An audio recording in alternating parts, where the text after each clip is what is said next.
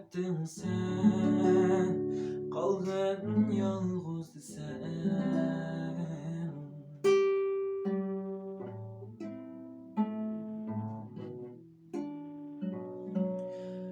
Kaldım yalğız yana, muhabbet bana bu dünyada.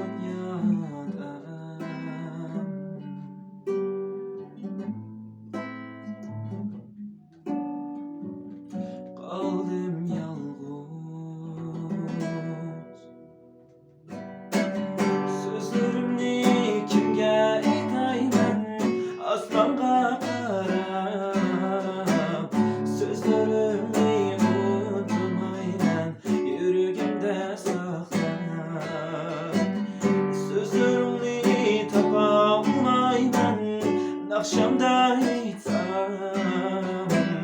Sözlerimni unutmayman, yüreğimde saklab.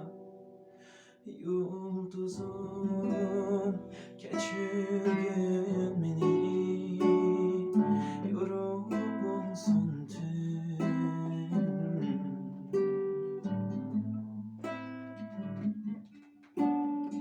Sensiz bulmaydı gün, yüreğimni mini, bilsem sen üçün.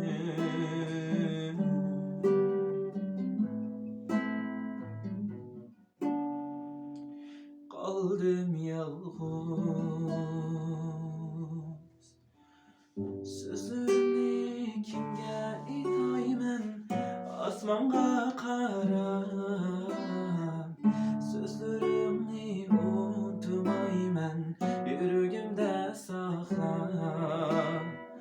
Sözlerimni tapalmayman, nakşamda aytsam. Seni oylap çiğdim ayman, yüreğimni versem.